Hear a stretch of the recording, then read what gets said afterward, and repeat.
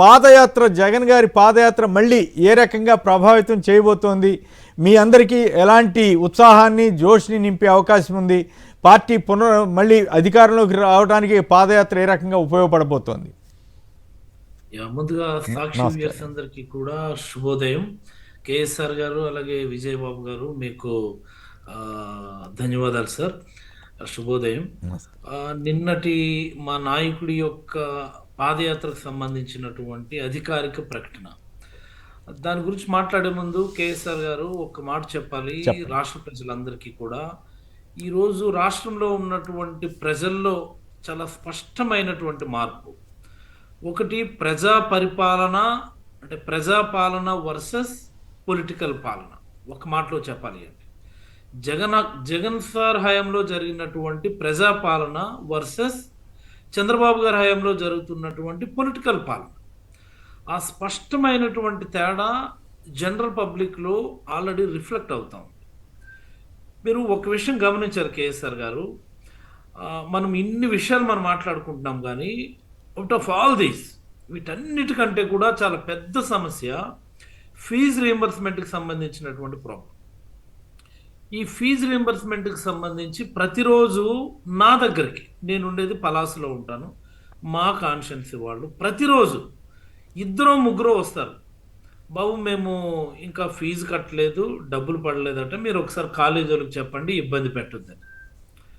ఆ fee reimbursement వచ్చిన తర్వాత ఇస్తాము, లేకపోతే కొద్ది టైం ఇవ్వమని చెప్పండి, మేము కడతామని మీరు ఒక వర్డ్ కాలేజీ వాళ్ళకి చెప్పండి అని ప్రతిరోజు ఒక ఇద్దరు ముగ్గురు వచ్చి ఆయా కాలేజీ వాళ్ళకి, కొంతమంది వైజాగ్లో చదివే వాళ్ళు ఉంటారు, శ్రీకాకుళంలో చదివే వాళ్ళు ఉంటారు, మా దగ్గర లోకల్గా చదివే వాళ్ళు ఉంటారు. మా ఏరియాలో ఏంటంటే ఈ డిఫెన్స్ ఇన్స్టిట్యూట్స్లో చదవడం కొంతమందికి ఎక్కువ అలవాటు, అంటే ఎక్కువ ఆర్మీ, సిఐఎస్ఎఫ్ వాటికి వెళ్ళేటటువంటి వాళ్ళకి. మాకు ఇది ఒక పనిలా ఉంటుంది. అంటే ఫీజు రింబర్స్మెంట్ కానీ లేకపోతే వసతి దీవెనకు సంబంధించి కానీ డబ్బులు రాకపోవడం అన్నటువంటిది చాలా మేజర్ ఇష్యూ. మొదట్లో వీళ్ళందరూ కూడా ప్రభుత్వాన్ని అడిగేవాడు. ఈ గవర్నమెంట్ వచ్చిన మొదటి 6 నెలల్లో, 1 ఇయర్లో ప్రభుత్వాన్ని, ప్రభుత్వాధికారుల్ని, లేకపోతే కలెక్టరేట్లకు వెళ్ళి ఆ వినతి పత్రాలు ఇవ్వడం, లోకల్ ఎమ్మెల్యేస్ దగ్గరికి వెళ్ళి వినతి పత్రాలు ఇవ్వడం, ఇది చేసేవారు.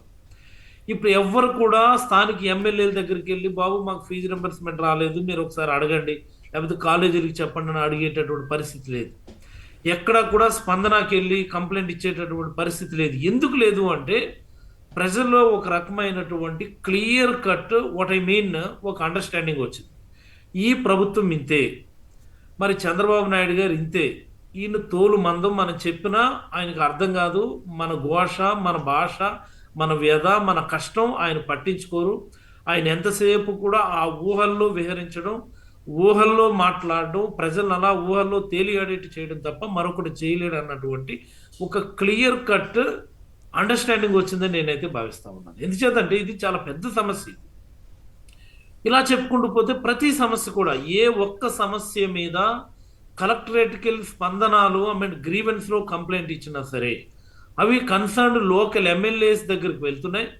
వాళ్ళు దాన్ని వాట్ ఐ మీన్ రీవాల్యుయేట్ చేస్తున్నారా, వీడు మన పార్టీ వాడే కంప్లైంట్ ఇచ్చాడు, ఇది మీరు చూడండి, వీళ్ళు మన పార్టీ వాళ్ళు కాదు, వీళ్ళు ఇచ్చినటువంటి కంప్లైంట్ మీరు పట్టించుకోవద్దు. చాలా దారుణం కదా అప్పలరాజు గారు, అట్లా అంత దారుణంగా తయారైతే స్పందన గవర్నమెంట్ ప్రోగ్రామ్ని ఎమ్మెల్యేకి అప్పచెప్పటం ఏంటి?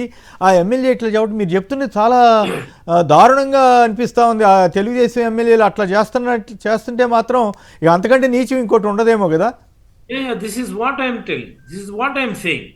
నేను అంటున్న దానికోసమనే చాలా క్లియర్గా ప్రజాపాలన వర్సెస్ పొలిటికల్ పాలన. ఈ డైలాగ్ కరెక్ట్ గా సూట్ అవుతుంది. గతంలో జగన్మోహన్ రెడ్డి గారు ఎవ్రీ మంత్ ఓన్లీ స్పందనలో వచ్చినటువంటి కంప్లైంట్స్, ఆయా జిల్లాల్లో, ఆయా మండల రెవెన్యూ కార్యాలయాల్లో వచ్చినటువంటి మండల ఆఫీసులో వచ్చినటువంటి స్పందన గ్రీవెన్స్లు ఎంత మేరకు మీరు వాటి రిజాల్వ్ చేశారు అన్నటువంటి అంశం మీద ఆయన every month second Wednesday second Thursday review తీసుకునేవారు. ఎలా ఉండేదంటే స్పందనలో ఒక కంప్లైంట్ ఇస్తే మనం, తెలుగుదేశం వాళ్ళు మాకు ఛాలెంజ్ చేసేవారు.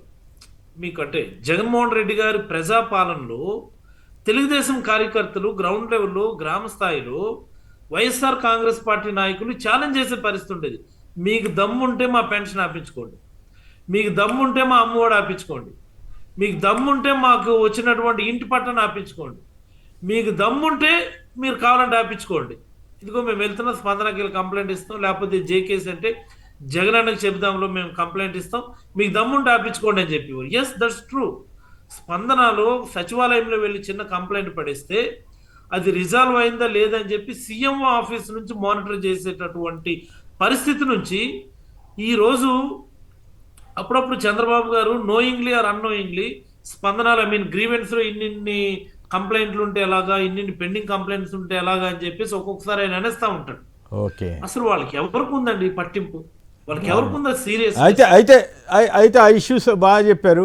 అయితే పాదయాత్ర ఏ రకమైనటువంటి జోష్ నింపుతుంది ఆయన ప్రకటన, దాని మీద కూడా మాట్లాడితే మిగతా అంశాలు. ఈ రోజు ప్రజలందరూ కూడా వైఎస్ఆర్ కాంగ్రెస్ పార్టీ మేము ముందుగా ఒక ప్రోగ్రాం మొదలు పెట్టాం, ఏది బాబు షూరిటీ మోసం గ్యారంటీ అని. ఆ ప్రోగ్రాం మొదలు పెట్టినటువంటి సమయంలో మా కార్యకర్తలందరికీ కూడా ఒక చిన్న వేవరింగ్ ఉండేది, ఇది మనం సక్సెస్ చేయగలమా లేదా, అసలు పబ్లిక్ మనల్ని అంత వేగంగా రిసీవ్ చేసుకుంటారా లేదా, పబ్లిక్ అప్పుడే మనం ప్రజల్లోకి వెళ్ళి ప్రభుత్వం మీద విమర్శలు చేస్తే దీన్ని యాక్సెప్ట్ చేస్తారా లేదా అన్నటువంటి ఒక చిన్న డైలమా ఉండేది. ఎప్పుడైతే మేము ఆ ప్రోగ్రాం మొదలు పెట్టామో ఊహించినటువంటి స్పందన పబ్లిక్ నుంచి, బాబు కొత్త పెన్షన్ రాలేదు, బాబు ఎవరికి ఇళ్ల స్థలాలు రావడం లేదు, బాబు ఫీజు డబ్బులు రావడం లేదు, బాబు చనిపోతే చంద్రన్న బీమా ఇస్తానని చెప్పినాడు, అది లేదు, ఎక్కడా ఒక కొత్త అన్నటువంటి పథకమే లేదు, ఎగ్జిస్టింగ్ వాటిని ఏదో అలా అలా అలా చేస్తా ఉన్నాడు. రైతు భరోసా మొత్తుకుంటే 10,000 ఇచ్చాడు, ఇప్పుడు 40,000 ఇవ్వాలి ఆయన.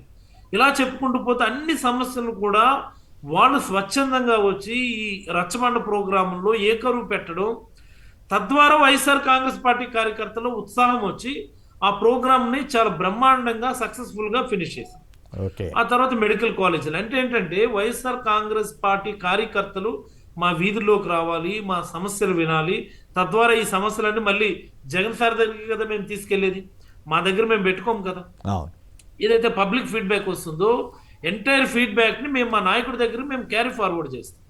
అంటే ఏంటి, ప్రజలందరూ కూడా జగన్మోహన్ రెడ్డి గారు మా సమస్యలు విని దానిపైన స్పందించాలి అన్నటువంటి ఒక స్పష్టమైనటువంటి భావన ఆలోచనకి వచ్చారని నేను భావిస్తా ఉన్నాను. మరి ఈ తరంలో జగన్మోహన్ రెడ్డి గారు మళ్ళీ పాదయాత్ర మొదలు పెడితే ఇది ఆల్రెడీ పబ్లిక్లో వచ్చినటువంటి ఒక రివోల్ట్, ఒక సైలెంట్ రివోల్ట్. ఈసారి కొట్టు పడేయాలి చంద్రబాబు నాయుడికి, చాలా తప్పని చేసాం, ఈ చెప్పినటువంటి అబద్ధాలన్నీ మనం విన్నాం, ఇదిగో భూమి లాగేసుకుంటాడని ఒక అబద్ధం చెప్పాడు, లేకపోతే ఇంతకు మించిస్తాను నేనని చెప్పి ఒక అబద్ధం చెప్పాడు, ప్రతి మహిళకి నెల 1,500 చొప్పున సంవత్సరానికి 18,000 చొప్పున ఇస్తాను అన్నటువంటి అబద్ధం చెప్పాడు, నిరుద్యోగులు 3,000 ఇస్తాను అన్నటువంటి అబద్ధం, రైతు భరోసా ప్రతి రైతుకి 20,000 ఇస్తాను అన్నటువంటి అబద్ధం, ఈ ఫీజు రింబర్స్మెంట్, చంద్రన్న బీమా చాలా మోస్ట్ ఇంపార్టెంట్ ఇదండి. ఇప్పటి వరకు మా పార్టీ కూడా దీనిపైన స్పష్టమైనటువంటి యాక్షన్ ప్లాన్ మేము రెడీ చేసుకోలేదు. చంద్రన్న బీమా గతంలో కేంద్ర ప్రభుత్వం ప్రవేశపెట్టినటువంటి పథకాన్ని ఈయన పేరు మీద పెట్టుకున్నాడు చంద్రన్న బీమా. మన గవర్నమెంట్ వచ్చినప్పుడు కేంద్ర ప్రభుత్వం ప్రైమ్ మినిస్టర్ ఫసల్ బీమా యోజన, నాట్ ఫసల్ బీమా యోజన, సమ్ వాళ్ళ బీమా ఉండే పిఎంఎఫ్ అలాంటిది ఒక కేంద్ర ప్రభుత్వ పథకం ఉండేది. వాళ్ళు విత్డ్రా అయిపోయినా సరే రాష్ట్ర ప్రభుత్వం తన నిధులు నేరుగా స్పెండ్ చేసి ఇంటి యజమాని వరకు అట్లీస్ట్ మనం బీమా ఇవ్వాలన్నటువంటి ఒక ప్రోగ్రామ్ తీసుకొని వచ్చాం, వైఎస్ఆర్ బీమా అని. దాన్ని ఆపేశారు, కేంద్ర ప్రభుత్వం విత్డ్రా అయిపోయింది కానీ దాని గురించి ఎవరు మాట్లాడడం లేదు. తెలుగుదేశం ప్రభుత్వం అంటే నాకు అర్థమైంది, ఇవన్నీ కూడా ప్రభావం చూపబోతున్నాయి, పాదయాత్ర బ్రహ్మాండంగా జనంలోకి వెళ్ళబోతున్నారనేది మీ ఉద్దేశం? ఖచ్చితంగా ఇట్స్ లైక్ ఎలా ఉంటుందంటే ఈసారి పాదయాత్ర మనం లాస్ట్ టైం ఆయన ఇంతకు ముందు చేసినటువంటి 2 పాదయాత్రలు కూడా మర్చిపోయేటటువంటి పరిస్థితి వచ్చేస్తుంది. ఏమిటి ఈ పబ్లిక్ లో ఇంత రివోల్ట్ ఉందా, ఇంత సైలెంట్ రివోల్ట్ ఉందా అన్నటువంటి పరిస్థితి అయితే ఖచ్చితంగా ప్రజలందరూ కూడా గమనిస్తున్నారు, ప్రజలందరూ చూస్తారు. ఇది అంతే మాటలో చెప్పాలంటే కేసీఆర్.